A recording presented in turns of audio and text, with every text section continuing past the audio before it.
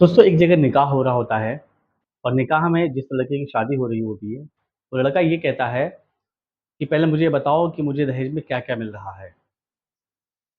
तो जो लोग होते हैं वो उसको पढ़कर सुनाते हैं कि आपको ये सामान वहाँ पर मिल रहा है। जैसे ही वो लिस्ट उसको पढ़कर सुनाई जाती है, तो उस लिस्ट में एक ऐसा नाम आता है जो लड़के को पसंद नहीं होता, क्योंकि लड़के की चाहत कुछ और थी और ये इस लिस्ट में जो नाम है वो कुछ और है। इस बात पर लड़का बहुत हंगामा शुरू कर देता है और हंगामा ऐसा शुरू कर देता है कि ये हंगामा एक विकराल रूप ले लेता है। आस-पास के लोग काफ़ी वहाँ पर इकट्ठा हो जाते हैं। जब उनको मालूम लगता है कि लड़के की जो मनपसंद ख़्वाहिश थी वो पूरी नहीं हो पाई है, तो इस वजह से लड़के वालों ने और लड़के ने इस टाइप का हंगामा मचा रखा है। तो गाँव वाले उस लड़के और उन बारातियों को एक घर के अंदर बंद कर देते हैं। घर के अंदर बंद करने के बाद ना उनको खाना दिया जाता है, ना पानी दिया जाता है और उनसे कहा जाता है कि अभी तुमको 2-4 दिन इसी के अंदर ही बंद रहना है, जब तक तुम लोगों की अकल ठिकाने ना आ जाए। कुछ देर के बाद उन लोगों में से जो लड़के वाले होते हैं, उनकी तरफ से एक शख्स आता है और कहता है, "हम अपनी गलती स्वीकार करते हैं और अब हम कोई ज़िद नहीं कर रहे हैं, हम चुपचाप ही शादी करना चाहते हैं।" लेकिन अब इस शादी को करने से जो लड़की है, वो लड़की खुद इनकार कर देती है और कहती है कि मैं अब ये शादी बिल्कुल इस लड़के से नहीं करना चाहती। दोस्तों आखिर क्या बात हुई इस निकाह के अंदर जो इतना हंगामा खड़ा हुआ और आखिर उस लड़की ने लड़के से शादी करने के लिए क्यों इनकार कर दिया? इस सस्पेंस भरी कहानी में ये सारी बातें बताई जाएँगी। आपसे गुज़ारिश है कि आप इस वीडियो को ज़रूर लाइक करें और चैनल को ज़रूर सब्सक्राइब करते हुए चलें। दोस्तों बात है उत्तर प्रदेश के बुलंदशहर की। यहाँ पर एक गरीब घर की लड़की जो पढ़ने में काफ़ी तेज़ होती है और अपनी पढ़ाई को आगे करते हुए वे आईएएस का एग्ज़ाम देती है। दोस्तों आईएएस का एग्ज़ाम दे तो देती है, लेकिन ये पीछे रह जाती है सिर्फ़ और सिर्फ़ 5 नंबर की वजह से। तो 5 नंबर की वजह से जैसे ये पीछे रह जाती है, तो उस गाँव में काफ़ी उसकी चर्चा हो जाती है कि हमारे गाँव की बेटी ने आईएएस का एग्ज़ाम दिया है और एग्ज़ाम जो दिया है वो खाली 5 नंबर से पीछे रह गई। लोगों को इस चीज़ का दुःख तो था ही कि गाँव की बेटी जो है वो 5 नंबर से रह गई, लेकिन इस चीज़ की ज़्यादा खुशी थी कि चलो हमारे गाँव की बेटी एक आईएएस बनने के लिए तैयारी तो उसने किया। बहरहाल उस लड़की के जो माता-पिता थे वो गरीब थे और लड़की क्योंकि जवान भी हो रही थी इसलिए अब वो चाह रहे थे कि अपनी बेटी का रिश्ता कर दिया जाए। लेकिन ये लड़की चाह रही थी कि नहीं मैं थोड़ा और आगे बढ़ना चाहती हूँ, तो उनके जो पिता हैं उन्होंने ये कहा था कि हम आपकी शादी वहाँ पर कराएँगे जहाँ पर जो लड़का है वो आपको आगे भी पढ़ा सके। इस बात पर जो लड़की है वो तैयार हो जाती है। बहरहाल अब उसके लिए रिश्ता देखा जाता है। तो पास के गाँव में एक सरकारी टीचर होता है, जिसके साथ में इसके रिश्ते की बात लगाई जाती है। जो टीचर होता है, वो अपनी सारी बात रखता है, लेकिन एक डिमांड कर देता है कि मुझे इस शादी के अंदर एक क्रेटा गाड़ी चाहिए। तो जो लड़की के घरवाले होते हैं, वो बेचारे गरीब होते हैं, वो बड़ी विनती करते हैं कि भई हम ये क्रेटा गाड़ी तो नहीं दे सकते। हाँ, उसके सिमिलर जो गाड़ी होगी वो हम आपको ज़रूर दे देंगे। लड़के के माँ-बाप द्वारा समझाए जाने पर लड़का जो है वो राज़ी हो जाता है। तय समय के अनुसार इन दोनों की शादी का दिन आ जाता है। लड़के वाले बड़ी धूमधाम से जो बारात है वो लेकर लड़के वाले के दरवाजे पर पहुँच जाते हैं। लड़के वाले से जितना ज़्यादा हो सकता है वो उनका आवभगत करते हैं, उन लोगों का मान-सम्मान करते हैं और उन दोनों के निकाह की तैयारी होने लगती है खाना वगैरह खिलाने के बाद।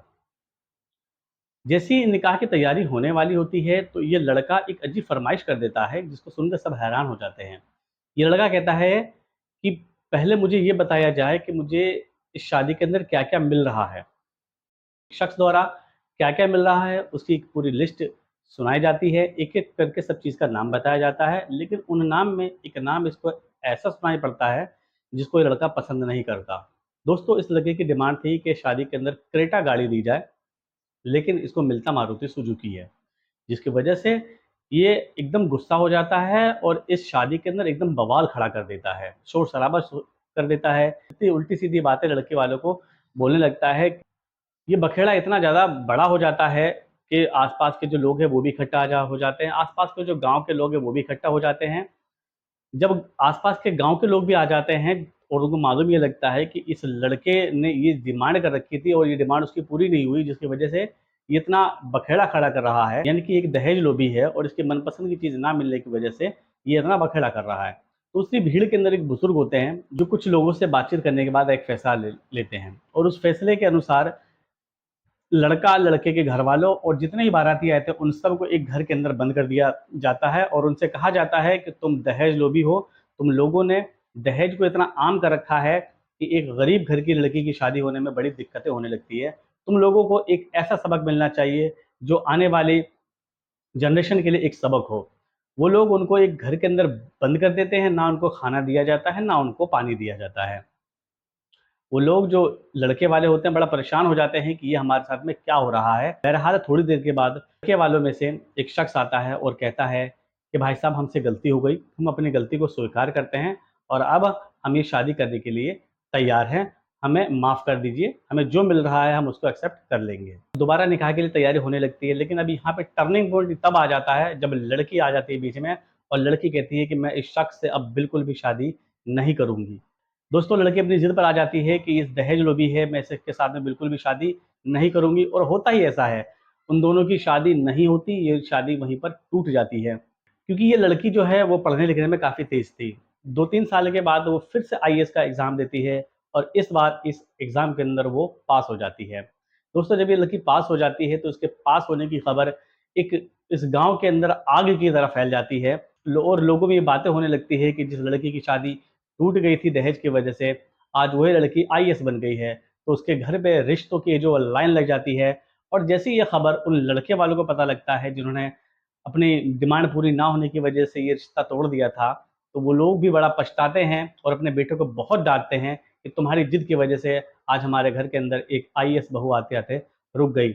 वो लोग फिर उस लड़की के पिता को फ़ोन करते हैं और कहते हैं कि भाई साहब हमसे गलती हो गई, हम ये दोबारा बगैर किसी डिमांड के शादी करने के लिए तैयार है। दोस्तों लेकिन इस बार वो जो लड़की का बाप होता है, वो बड़ी फटकार लगाता है उनको और ये कहता है कि तुम जैसे दहेज लोभियों के साथ में मेरी बेटी की शादी कभी नहीं हो सकती अब। तो दहेज जो है वो हमारे समाज के ऊपर एक कलंक है और इसी कलंक की वजह से उस घर के अंदर वो जो लालची परिवार था, उस घर के अंदर एक आईएएस बहू आते-आते रह गई। इस सच्ची घटना के बारे में दोस्तों आपकी क्या राय है? और दहेज को लेकर आपकी क्या राय है? कमेंट कर ज़रूर बताइएगा। मिलते हैं अगली वीडियो में, अगली नई कहानी के साथ में। तब तक के लिए इस चैनल को ज़रूर सब्सक्राइब करते हुए जाएँ।